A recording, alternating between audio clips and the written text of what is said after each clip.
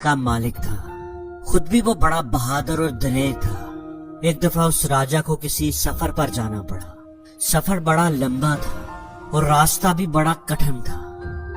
उसकी सल्तनत के लोग उसे समंदर किनारे छोड़ने के लिए आते हैं। जब राजा जहाज में सवार होने लगता है तो एक बूढ़ा आदमी उसके पास आता है और कहता है कि बादशाह सलामत, रास्ते में आपको एक जंगल में से गुजरना पड़ेगा। जब आप उस जंगल से गुजरेंगे तो आपको एक 2 फुट का आदमी मिलेगा। वो आदमी आपको मुकाबले के लिए ललकारेगा, आपको चैलेंज करेगा। आपको उससे मुकाबला करना ही पड़ेगा। उससे लड़ते वक्त आपने एक बात याद रखनी है कि किसी भी हाल में उसको जिंदा नहीं छोड़ना। उसको जान से मारे बिना आपने आगे नहीं बढ़ना। बादशाह ने उसकी बात सुन ली और अपना सफर शुरू कर दिया।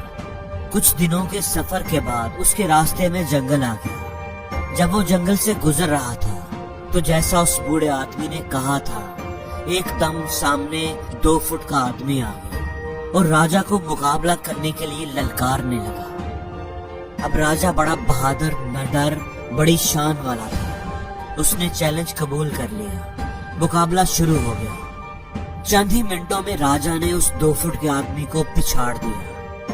वो आदमी जख्मी होकर जमीन पर गिरा हुआ था। जब राजा ने उसकी जान लेने के लिए अपनी तलवार उठाई तो उसे उस जख्मी आदमी पर तरस आ गया। एक जख्मी और गिरे हुए आदमी को क्या मारना। उसने अपनी तलवार नियाम में डाली और आगे बढ़ गया। 2 दिन बाद वो आदमी फिर अचानक राजा के सामने आ गया, लेकिन अब उसका कद 2 फुट नहीं था बल्कि 4 फुट हो चुका था। उसने फिर राजा को मुकाबले के लिए ललकारा। राजा बड़ा बहादुर और निडर था। वो मुकाबले के लिए तैयार हो गया। लड़ाई शुरू हुई।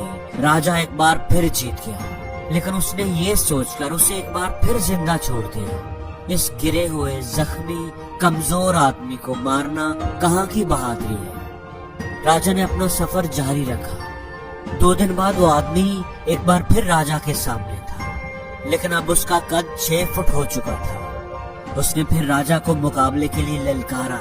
फिर लड़ाई शुरू हुई। राजा फिर से जीत गया।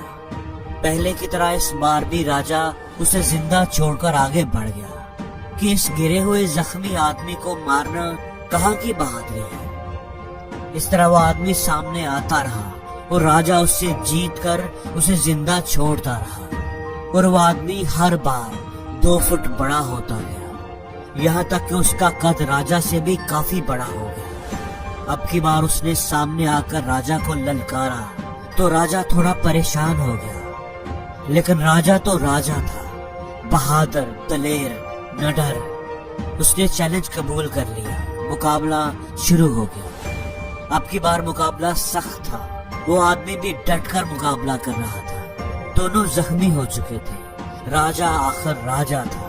उसने उस आदमी को हरा ही दिया, लेकिन इस बार राजा ने उस आदमी को जिंदा नहीं छोड़ा, बल्कि उस बूढ़े आदमी की नसीहत पर अमल करते हुए उस आदमी को जान से मार दिया। दोस्तों, इस कहानी में जो 2 फुट का आदमी था वो हमारी जिंदगी में आने वाली प्रॉब्लम्स हैं और वो राजा हम खुद हैं। अक्सर हम जिंदगी में आने वाले कुछ प्रॉब्लम्स को मामूली और गैर अहम समझकर नजरअंदाज करते रहते हैं, लेकिन वक्त गुजरने के साथ साथ वो प्रॉब्लम्स बड़ी और पेचीदा होती जाती है और एक दिन वो इतनी बड़ी हो जाती है कि वो हमारे कद से, हमारी ताकत से बाहर हो जाती है और हम चाहने के बावजूद भी उन पर काबू नहीं पा पाते, उनको हल नहीं कर पाते। इसलिए दोस्तों, किसी भी काम को अधूरा ना छोड़ें, किसी भी मसले को, किसी भी प्रॉब्लम को मामूली ना समझें, उसे फौरन हल करें, पूरी तवज्जो और पूरी मेहनत से। अपने दुश्मन को कभी कमजोर और अपनी प्रॉब्लम को कभी छोटा और मामूली नहीं समझना चाहिए। छोटी छोटी प्रॉब्लम्स को कामयाबी से सॉल्व करने से हमारी खुद एतमादी में इजाफा होता है। हमें एक्सपीरियंस मिलता है जो आने वाली बड़ी प्रॉब्लम्स को हल करने में हमारी मदद करता है।